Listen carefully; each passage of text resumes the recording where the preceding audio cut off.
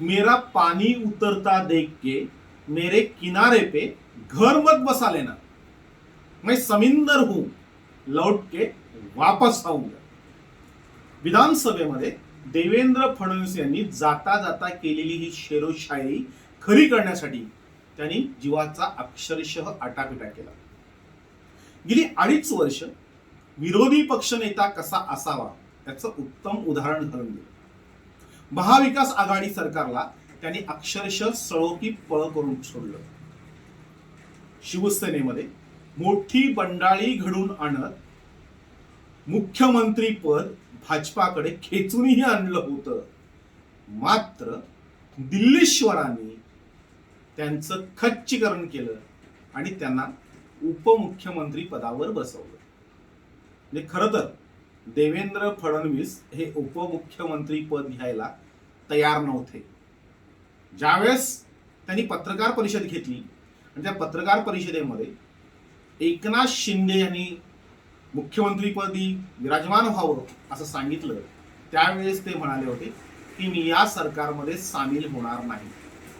खरं तर एकनाथ शिंदेंनी एवढं मोठं बंड घडून आणल्यानंतर ते मुख्यमंत्री होणार हे निश्चित होतं. देवेंद्र फडणवीस यांनाही ते माहीत होतं. मात्र त्याच वेळेस देवेंद्र फडणवीस यांचं प्रमोशन होईल, केंद्रामध्ये ते कॅबिनेट दर्जाचे मंत्री होतील अशी अटकळ बांधली जात होती. मात्र त्या सगळ्या घडामोडी घडत असताना दिल्लीमधूनच फोन आला.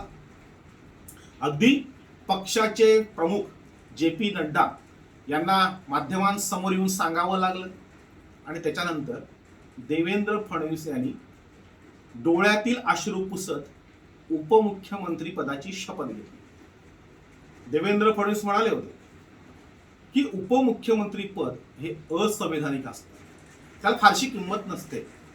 आज त्या फारशी किंमत नसलेल्या पदावरच देवेंद्र फडणवीसांना बसवण्यामागचं नेमकं कारण काय? दिल्लीश्वरांनी अर्थात शहांनी त्यांचं खच्चीकरण का केलं, त्यांचे पंख का छाटले, काट्याने काटा कसा काढला, आज महाराष्ट्रभर याची चर्चा सुरू आहे. देवेंद्र फडणवीसांनी जे बंड घडून आणलं ते बंड देशात कुणीही एवढ्या मोठ्या प्रमाणावर कधीही घडवलं नसेल. जे या कानाची खबर त्या कानाला लागून न देता जे काही सापळे मांडले, जे काही सापळे रचले ते त्यांनी यशस्वी करून दाखवले. त्याच्यासाठी त्यांनी दिल्लीला जेवढ्या वाऱ्या केल्या, त्यांनी गुजरातमध्ये जेवढ्या फेऱ्या मारल्या, एकनाथ शिंदेशी ज्या काही वाटाघाटी केल्या, ह्या सगळ्या गोष्टींना अक्षरशः तोड नाही. म्हणजे महाराष्ट्रामध्ये शरद पवार आहेत. ज्यावेळेस हे सगळं राजकारण चालू होतं, आमदार फुटले तसं सांगत होते, त्यावेळेस देशभरातील राजकीय विश्लेषक म्हणत होते की महाराष्ट्रामध्ये शरद पवार आहेत. त्यामुळे हे बंड यशस्वी होणार नाही. हे महिनून महिने हा विषय चालेल आणि त्याच्यानंतर काहीतरी सेटलमेंट होईल आणि शरद पवार हा डाव जिंकतील. मात्र शरद पवारांनाही देवेंद्र फडणवीस यांनी मात दिली. देवेंद्र फडणवीसांचं राजकारण, त्यांची कूटनीती, त्यांची क्षमता ही किती मोठ्या प्रमाणात आहे, त्यांचा आवाका किती मोठा आहे हे पाहून दिल्लीचे खरे तर धाबेधन आणले असते. आधीच देवेंद्र फडणवीस हे शहांच्या जवळचे नाही आहेत. अनेक भाजपा नेत्यांच्या डोळ्यात ते सळत होते. त्यांची प्रगती, त्यांची झेप एवढ्या लहान वयामध्ये, त्यांचं वय फक्त 52 वर्ष आहे, एवढ्या लहान वयामध्ये त्यांच्यामध्ये असलेली क्षमता, त्यांची बुद्धिमत्ता ही सगळी वाखाणण्याजोगी आहे आणि हे अनेकांना खटकत होती. देवेंद्र फडणवीसांनी पण त्यांच्या कपट नीतीने अनेकांना अक्षरशः देशघडीला लावलं, पक्षातीलच लोकांना. म्हणजे खडसे, मुंडे, तावडे अनेक लोक त्याची उदाहरणं आहेत. त्यामुळे ही सगळी मंडळी देवेंद्र फडणवीसांच्या विरोधात असतानाच दिल्लीतीलही काही मंडळी ही त्यांच्या विरोधात होती. कारण 2019ला ज्यावेळेस शिवसेनेने मुख्यमंत्रीपद मागितलं आणि त्याच्यानंतर त्यांनी काँग्रेस राष्ट्रवादीवर जाण्याचा प्रयत्न केला, या प्रयत्नांमध्ये शहानी म्हणजे अमित शहानी कुठलाही हस्तक्षेप केला नव्हता. सत्ता गेली तरी चालेल महाराष्ट्रातली, पण देवेंद्र फडणवीस हे मुख्यमंत्री बनता कामा नये हे अमित शहांना जसं वाटत होतं अनेकांना वाटत होतं. त्याच्यामुळे दिल्लीने आता पुन्हा एकदा हे पंख त्यांचे कापलेले आहेत. आता का कापले? गुजरातचं एक छोटस उदाहरण आहे. ज्यावेळेस नरेंद्र मोदी हे मुख्यमंत्री होते त्यावेळेस नरेंद्र मोदींच्या नंतर सेकंड नंबर कोण? तर सेकंड नंबर त्या राज्यामध्ये कुणीही नव्हता. म्हणजे देवेंद्र फडणवीस हे महाराष्ट्रामध्ये जसं 1 नंबरवर आहेत आत्ताच्या घडीला, तसं नरेंद्र मोदी तिथे पूर्ण कब्जा घेऊन होते. सेकंड नंबर कोण? तर कोणीच नाही. म्हणजे अमित शहा हे जे नाव आहे हे आता केंद्रात सत्ता आल्यानंतर पुढे आले, पण त्यावेळेस नरेंद्र मोदी एकटेच होते. गोध्रा हत्याकांड झालं आणि गोध्रा हत्याकांड नंतर भाजपची मोठ्या प्रमाणावर बदनामी झाली. नरेंद्र मोदींना काढायचं असं ठरलं गेलं. त्यावेळेस लालकृष्ण अडवाणी हे मातोश्रीवर आले होते बाळासाहेब ठाकरे यांना भेटायला. बाळासाहेब ठाकरेंना त्यांनी असं सांगितलं की नरेंद्र मोदींना काढण्याचा विचार सुरू आहे पक्षामध्ये, काय केलं पाहिजे. खरं तर बाळासाहेबांचं भाषण आहे, हे युट्यूबवर तुम्ही ऐकू शकता.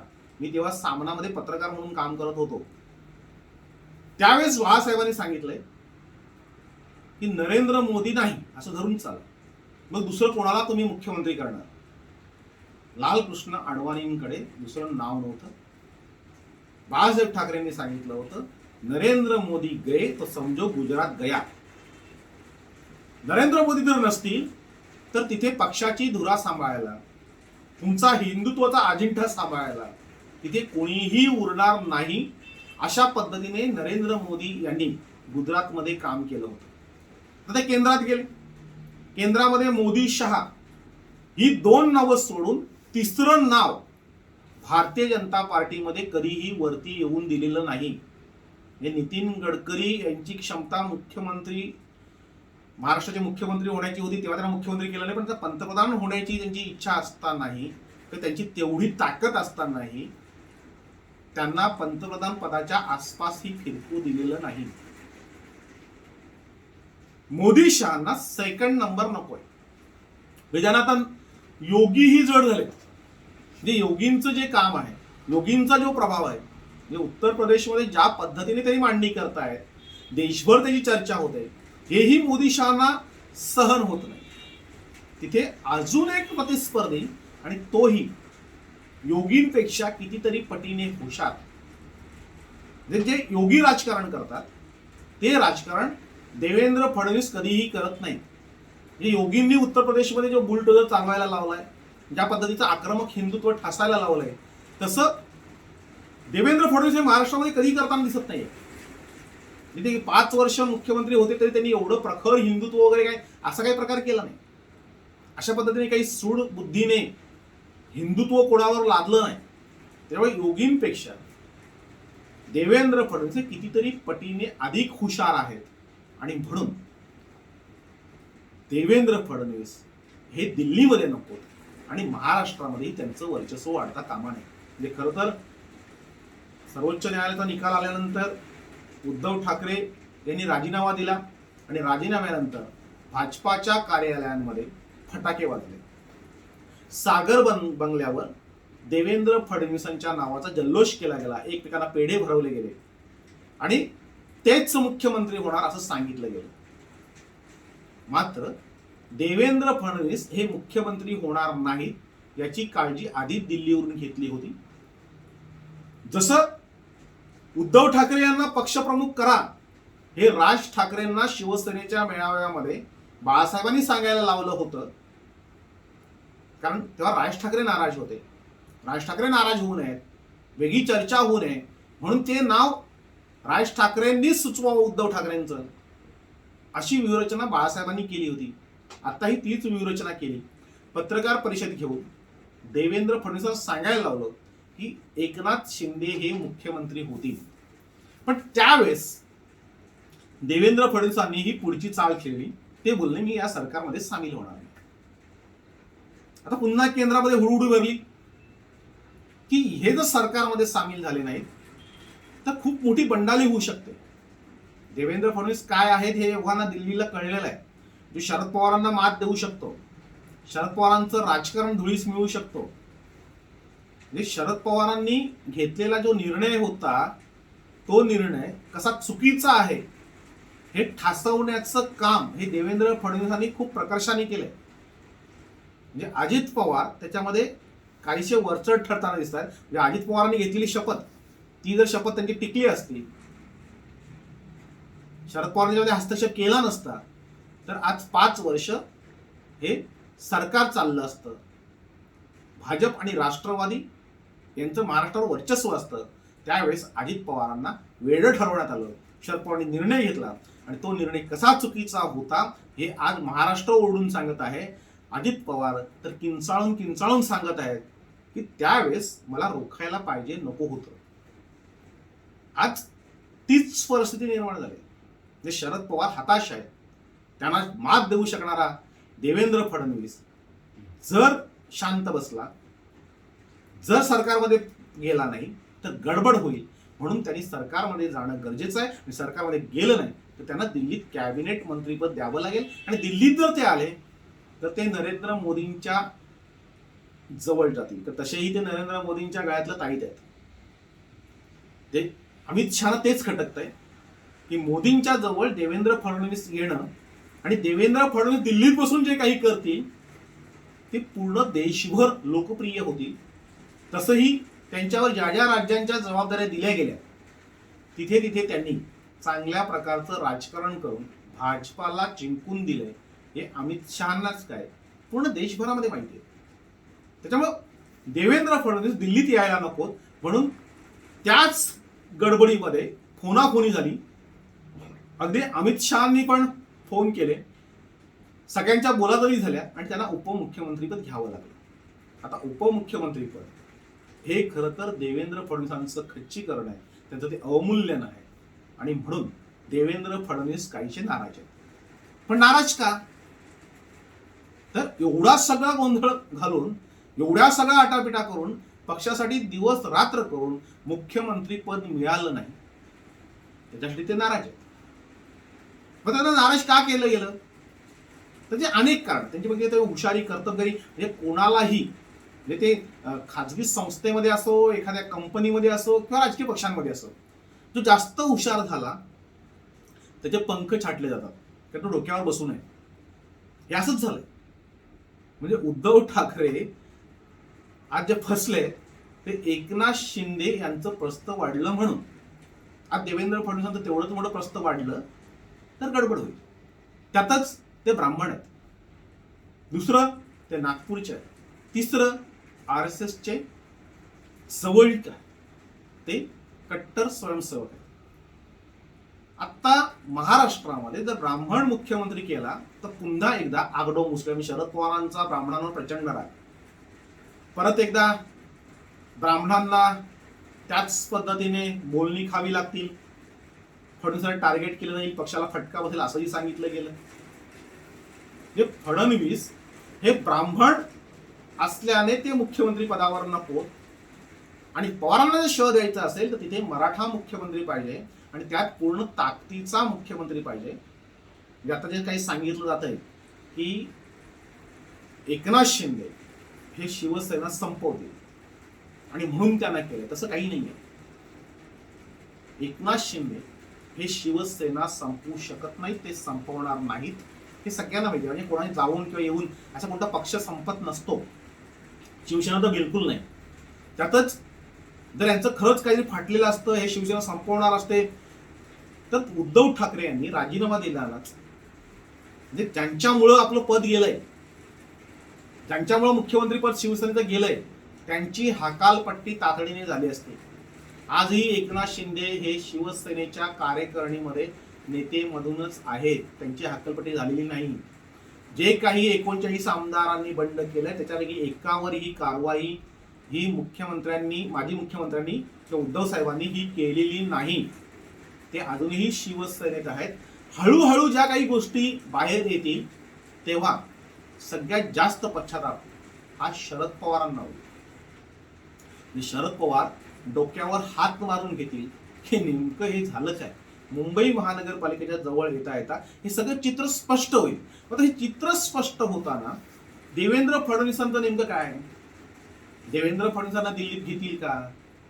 त्यांना पुन्हा 2024ला आता कोणत्याही परिस्थितीमध्ये ताकदीने भाजप ही मेजॉरिटीने अगदी सत्तेमध्ये येत आहे, त्यावेळेस त्यांना मुख्यमंत्री केलं जाईल का? आता या सरकारमध्ये मोठ्या अपेक्षेने आणि विश्वासाने देवेंद्र फडणवीसांच्या बरोबर काँग्रेस राष्ट्रवादीची अनेक मंडळी आलेली आहेत. त्यांना मंत्रिपद मिळतील का? त्यांना न्याय देण्यामध्ये देवेंद्र फडणवीस हे यशस्वी होतील का?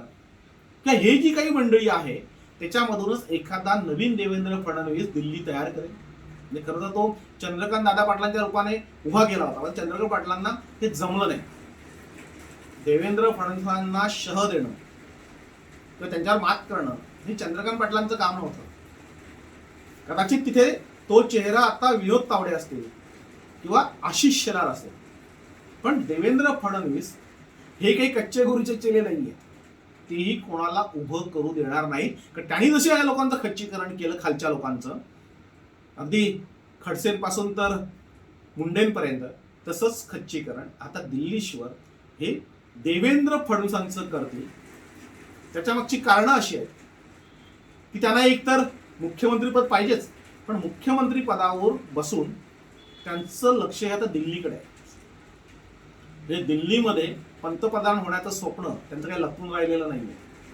हे नरेंद्र मोदी यांना शह देऊन त्यांच्या जागी व्हायचा अशातला भाग नाहीये, पण नरेंद्र मोदींच्या छत्रछायेखाली राहून त्यांचा वारसदार होऊन मग त्याच्यानंतर आपल्याला उडी घ्यायची आहे. कारण त्यांच्याकडे भरपूर मोठा कालावधी आहे. आता ते 52 वर्षांचे आहेत.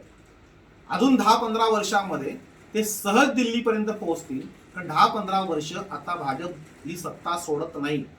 ज्या पद्धतीने ह्या सगळ्या गोष्टी घडल्यात, त्याच्यामध्ये झालेला खर्च असेल, त्याच्यामध्ये लावलेली ताकद असेल, सीबीआय ईडी असेल किंवा आणखी काही गोष्टी यंत्रणा असतील, या एवढ्या ताकदीने भाजप वापरेल की पुढची 10-15 वर्ष किमान जोपर्यंत नरेंद्र मोदी आहेत, अमित शहा आहेत, तोपर्यंत भारतीय जनता पार्टी ही पूर्ण देशावर वर्चस्व मिळवेल. देवेंद्र फडणवीसांचं एकट्याच खच्चीकरण झालेलं नाही भाजपामध्ये. ते भाजपामध्ये 2 ते 3 वेळा जो कोणी मुख्यमंत्री झाला असेल असे अनेक नाव आहेत. त्याच्यामध्ये रमण सिंग असतील, शिवराज सिंग असतील, त्यांचेही पत्ते कापलेले आहेत. हे दिल्लीमध्ये महाराष्ट्रातील लोकांना जाऊ दिलं नाही की त्यांना मोठं होऊ दिलं नाही, त्याचे पत्ते कसे कापले जातात याचं उत्तम उदाहरण शरद पवार आहे. महाराष्ट्रातील अनेक नेत्यांना दिल्लीने कधी स्वीकारलं नाही. तिथे जो पण इकडे हुशारी दाखवायला गेला त्याचे पंख छाटले गेले, त्यांना पुन्हा महाराष्ट्रात पाठवलं गेलंय. म्हणजे आता देशभरातला नेता शरद पवार हा एका महाराष्ट्रापुरता किंबहुना एक 3-4 जिल्ह्यांपुरता उरलाय अशी परिस्थिती निर्माण केली दिल्लीने. शरद पवारांपुढे नरेंद्र मोदी वगैरे काही नव्हते. ते जेव्हा कृषी मंत्री होते त्यावेळेस नरेंद्र मोदी त्यांच्याकडे कामं घेऊन जायची अशी परिस्थिती होती. मात्र आज नरेंद्र मोदी कुठच्या कुठे आहेत आणि शरद पवार महाराष्ट्राच्या सत्तेसाठी झगडत आहेत. ही परिस्थिती आहे. दिल्ली कधीही कुणाची होत नाही. जे जे कोणी मोठे होतील त्यांचे पंख छाटण्याचे काम ही दिल्ली नेहमी करते. ज्या पद्धतीने फडणवीसांनी वरिष्ठांना न कळवता जो निर्णय घेतला होता की मी मंत्रिमंडळामध्ये जाणार नाही, मी सरकारमध्ये जाणार नाही, खरं तर विचारायला पाहिजे होतं, श्रेष्ठीने सांगायला पाहिजे होतं की मी सरकारमध्ये सहभागी होत नाही. पण त्यांनी तसं काही सांगितलं नाही. त्यांनी डायरेक्ट जाहीर केलं होतं की त्यांची ही कृती ही दिल्लीला आव्हान देणारीच होती. मात्र दिल्लीही हुशार आहे, त्यांनीही तात्काळ निर्णय घेतला आणि त्याच्यानंतर त्यांना उपमुख्यमंत्री पदावर बसवलं. आता पुढची 2.5 वर्ष देवेंद्र फडणवीस यांचं पूर्ण लक्ष हे महाराष्ट्रावर असेल आणि पूर्ण महाराष्ट्रामध्ये जे काही घडेल ते जर बघितलं तर त्याच्यामध्ये देवेंद्र फडणवीस यांचं खच्चीकरण हे वारंवार केलं जाईल. त्याच्या मागची कारणं जी विविध आहेत त्याच्यामध्ये एक कारण आहे की देशभरामध्ये गेल्या 10 दिवसामध्ये चर्चा फक्त देवेंद्र फडणवीसच्या कर्तबगारीची होती. शिवसेनेसारखा पक्ष फोडायचा आहे एकदाच. 27-37चा आकडा 2/3 लागतो, बरोबर 2 त्याच्यापेक्षा जास्त लोक उचलायचे आहेत. 10 दिवस ते एकत्र ठेवायचे आणि याच्या मागचं सगळं डोकं जो काही ब्रेन वापरला तो सगळ्याच्या सगळा फडणवीसचा होता. आणि देशभर त्याची चर्चा होते।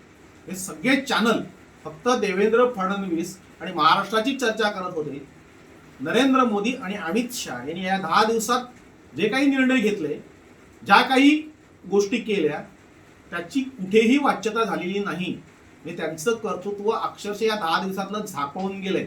सगळी चॅनल्स हे फक्त देवेंद्र फडणवीस हे सांगत होते आणि त्याच्यामुळं ही जी काही प्रसिद्धी आहे, ही जी काही कर्तबगारी आहे, ही दिल्लीला सहन झाली नाही आणि म्हणून भारतीय जनता पार्टीच्या नेत्यांनी त्यांचे पंख हे बऱ्यापैकी छाटलेले आहेत।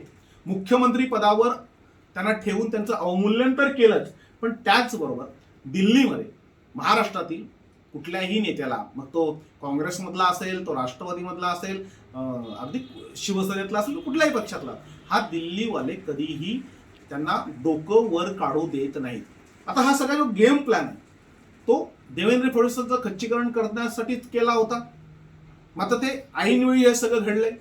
आता कितीही सांगितलं की एकनाथ शिंदे यांच्यावर सत्ता, त्यांच्या हातात जरी सत्ता असली तरी देवेंद्र फडणवीस हे त्यांची सत्ता हातात ठेवतील। आता एकनाथ शिंदे हे सगळं मान्य करतील, त्यांच्यामुळे ते मुख्यमंत्री बनले हेही मान्य, मात्र एकनाथ शिंदे हेही हुशार आहेत, तेही तेवढेच कर्तबगार आहेत। एवढं मोठं बंड घडवून आणणं आणि थेट मुख्यमंत्री पदावर बसणं हे कुठल्याही नेत्याला कधीही जमलं नसतं। म्हणजे राष्ट्रवादीवाल्यांच्या हे स्वप्नातही आलं नसेल की एकनाथ शिंदे हे मुख्यमंत्री बनतील। म्हणजे अगदी ते मुख्यमंत्री बनायच्या आधी संजय राऊत बोलत होते की तुम्ही मुख्यमंत्री होणार आहात का, तुम्ही भाजपाची धुनी भांडीच करणार आहेत, हे सगळी वक्तव्य झाले होते। म्हणजे अगदी उद्धव ठाकरेही बोलले होते की एवढं करून जर तुम्ही मुख्यमंत्री होणार असाल तर आनंद आहे। राष्ट्रवादीमध्येही देवेंद्र फडणवीस हे मुख्यमंत्री पदासाठी आटापिटा करतात वगैरे हेच चाललं होतं। म्हणजे त्यांना स्वप्नातही नव्हतं की एकनाथ शिंदे एवढी मोठी उडी घेतील। एकनाथ शिंदेनी ती उडी घेऊन दाखवलेली आहे, मात्र ही उडी शिवसेना संपवेल किंवा शिवसेनेला अस्मान दाखवेल, शिवसेनेला अडचणीत आणेल, असं काही होणार नाही। एकनाथ शिंदे हे शिवसेनेतून वरती आलेले आहेत। बाळासाहेब ठाकरेंचं नाव ते आजही घेत आहेत। ते खरं ज्यावेळेस मुख्यमंत्री पदावर बसले, शपथ घेतली, त्यावेळेस त्यांनी नरेंद्र मोदींचं किंवा अमित शहाचं नाव घेतलं असतं, पण नाही घेतलं, त्यांनी बाळासाहेबांचं नाव घेतलं। त्याचं कारणच ते की शिवसेनेच्या विरोधात जाऊन शिवसेना संपवण्याचं पाप ते स्वतःच्या माथी मारून घेणार नाही। मग नेमकी गेम काय होणार आहे, म्हणजे भाजपला नेमकं कोणाला संपवायचं आहे, तर एकमेव राजकारणी या महाराष्ट्रामध्ये आहे, तो म्हणजे शरद पवार। आता काय होईल ते बघा। शरद पवार यांचं पक्षामध्ये किती चालेल हा मोठा प्रश्न आहे, कारण अजित पवार आता ऐकणार नाही। कारण त्यावेळेस अजित पवारांनी जर त्यांचं ऐकलं नसतं तर आज 5 वर्ष ते सहज उपमुख्यमंत्री पदावर असते, देवेंद्र फडणवीस मुख्यमंत्री पदावर असते। मात्र अजित पवारांना शरद पवारांनी मागे फिरायला लावलं, त्यामुळे शरद पवारांची चूक त्यांना कळली। अजून 8-15 दिवसांमध्ये कळेल। हा शिवसेनेचा गेम प्लॅन होता, तेव्हा अजित पवार शपथ खातील की आता मी तुमचं ऐकत नाही, माझं राजकारण मी करणार, तर मला तुम्ही संपून टाका। आता विरोधी पक्ष नेते पदावर अजित पवार बसण्याचा प्रयत्न करतील। म्हणजे खरं तर विरोधी पक्ष नेता आता मोठे मनाने, म्हणजे शरद पवारांचं एवढंच जर प्रेम शिवसेनेवर असेल तर विरोधी पक्ष नेता आता जे काही राहिलेत त्यांच्यातून एखादा द्यावा असं सुचवलं जाईल, मात्र अजित पवार ते मान्य करणार नाही। ते विरोधी पक्ष नेता होतील आणि थेट ते देवेंद्र फडणवीस यांना जाऊन मिळतील, कारण त्याची तशीही दोस्ती आहे। ज्या जर एकनाथ शिंदे फुटले नसते तर ते फुटणारच होते, फक्त त्यांची संख्या तेवढी जुळत नव्हती। आणि शरद पवार जोपर्यंत जिवंत आहेत तोपर्यंत अजित पवारांना अशी एवढी मोठी फूट घडून आणणं कधीही शक्य नव्हतं। मागे ते फुटले तर 10-12 आमदारांना घेऊन फुटले होते, मात्र ते आता बंड याच्यासाठी करतील, ते विरोधी पक्ष नेतेपदासाठी करतील। आणि राष्ट्रवादी संपली तरी चालेल, मात्र आपला जो समर्थक गट आहे किंवा आपली जी लोक आहेत ते सांभाळण्याचा प्रयत्न करतील आणि त्याच्यातून राष्ट्रवादीमध्ये कशी बंडाळी होईल हे आता शिवसेना आणि भाजपही पाहतील। शिवसेना म्हणजे एकनाथ शिंदेचा जो गट आहे त्याचा राष्ट्रवादीवर प्रचंड राग आहे, त्याच्यामुळं ते त्या पद्धतीने व्यूहरचना करतील। राष्ट्रवादी ही जी अडचणीत येईल आणि या सगळ्या खेळामध्ये जो कोणी जिंकलेला आहे की जो कोणी पुढेही जिंकणार आहे तो आहे एकनाथ शिंदे। आता या सगळ्या खेळामध्ये देवेंद्र फडणवीसांची बऱ्यापैकी हार झालेली आहे. राष्ट्रवादी बऱ्यापैकी म्हणजे इतिहास जमा होण्याच्या तयारीत आहे. काँग्रेसचं काय आगापिछाच उरलेला नाही. अशा वेळेस पुढच्या 2.5 वर्षामध्ये एकनाथ शिंदे हे नाव महाराष्ट्रभर चर्चिले जाईल. म्हणजे कसं ते जगभरात चर्चिले गेले. म्हणजे तुम्ही जर या सगळ्या गुगलवरच्या साईट्स जर बघितल्या तर तिथे सगळ्यात जास्त सर्चिंग जे झालं ते एकनाथ शिंदेचं झालंय. कोण असा मोठा नेता आहे, कोण एवढा शिवसेनेला आव्हान देऊन बाहेर पडतोय, एवढं मोठं बंड कसं घडवून आणतोय जे आधी कोणालाच जमलं नाही, ते कोण करतोय. आणि ते नुसतं करतोय तर नाही, ते यशस्वी करतोय. नुसतं यशस्वी नाहीये तर तो मुख्यमंत्री बनतोय.